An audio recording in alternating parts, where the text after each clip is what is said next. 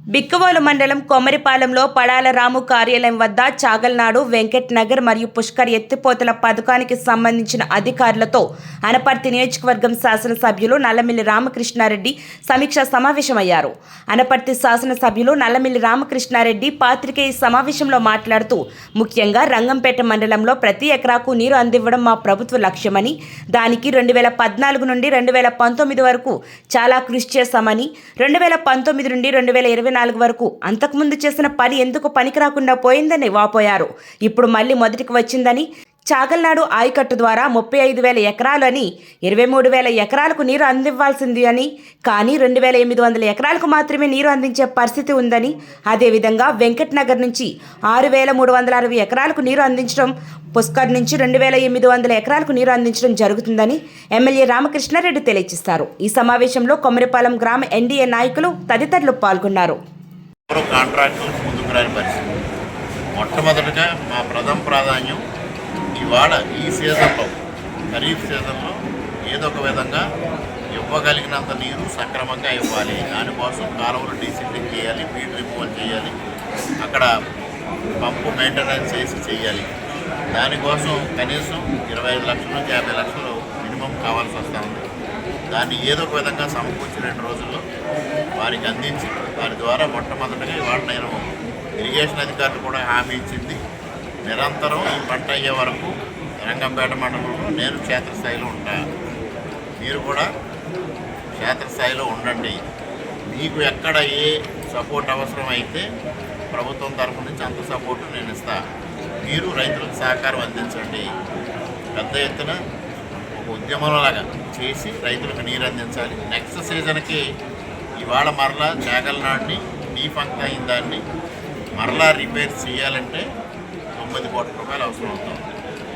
అదేవిధంగా వెంకట నగరాన్ని రిపేర్ చేయాలంటే దాదాపుగా 4.5 కోట్ల రూపాయలు అవసరం అవుతుంది. అదేవిధంగా పక్కనున్న రాజానగరం, రాజమండ్రి రూరల్ శాసనసభ్యులు కూడా కలుపుకొని ముఖ్యమంత్రి గారి దగ్గరికి వెళ్ళి వీటికి నిధులు సాధించి వచ్చే సీజన్ పూర్తి స్థాయిలో నీరు అందించడానికి కృషి చేయడం భాగంగా ఇవాళ మాట్లాడాం. అదేవిధంగా AP SIDC irrigation development corporation executive engineer కూడా రావడం జరిగింది. ప్రధానంగా పెదపూడి మండలంలో రామేశ్వరం గ్రామానికి లిఫ్ట్ ఇరిగేషన్ అవసరం ఉంది. దానికి ప్రతిపాదన తయారు చేయాలని అన్నాం. అదేవిధంగా కరకుదురికి గతంలో లిఫ్ట్ ఇరిగేషన్ స్కీమ్ ఇస్తే నేనుండగా కొంత పని పూర్తయింది. ఈ 5 సంవత్సరాలు అది పూర్తిగా పడకేసింది. ఇవాళ రైతాంగం మారిన పరిస్థితుల్లో లిఫ్ట్ ఇరిగేషన్ కంటే వేరే ఆలోచన చేస్తూ ఉన్నారు. దాన్ని కూడా అక్కడికి వెళ్ళి స్టడీ చేయమని ఈ గారిని కోరడం జరిగింది. దాన్ని కూడా ముందుకు తీసుకెళ్తాం. అదేవిధంగా మరోపక్క ఏపీ ఎస్ఎంఐడిసి ఏదైతే medical services infrastructure development corporation అధికారులతో మాట్లాడడం జరిగింది. అనపర్తి హాస్పిటల్ ఇవాళ గత ప్రభుత్వ హయాంలో 100 పడకల ఆసుపత్రిగా చేస్తూ 13 కోట్లు మంజూరు చేశారు. కానీ ప్రభుత్వానికి 100 పడకల ఆసుపత్రి ఇవ్వాలంటే, మంజూరు చేయాలంటే 3 ఎకరాల స్థలం చూపించాలి. ఉన్న స్థలం 1.8 ఎకరాలు. పక్కనున్న కళావేదికను కూడా చూపించి ఆ రోజు మంజూరు చేయించుకోవడం జరిగింది.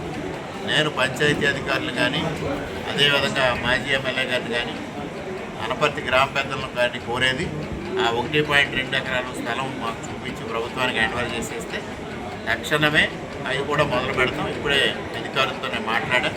ఏపీఎంఐడిసి executive engineer, deputy executive engineer గారు కూడా వచ్చారు. దానిపైన కూడా పంచాయతీరాజ్ డిపార్ట్మెంట్తో సమావేశం ఏర్పాటు చేసి తక్షణమే ఆ స్థలం కూడా స్వాధీనం చేసుకుని ముందుకెళ్తాం. ఈ విధంగా అనేక శాఖల అధికారులతో ఇవాళ సమీక్షించుకోవడం జరిగింది.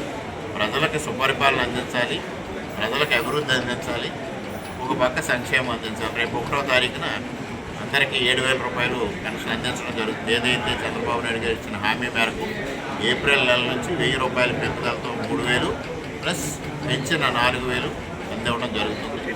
సంక్షేమం ప్రతి ఇంటికి ఇటు కూటమి నాయకులు, అధికారులు కలిసి ప్రతి ఇంటికి పంపిణీ చేస్తారు. సంక్షేమాన్ని, అభివృద్ధిని మేళవించి ముందుకు తీసుకెళ్ళడమే ఈ ప్రభుత్వం యొక్క లక్ష్యం అని తెలియజేస్తాం.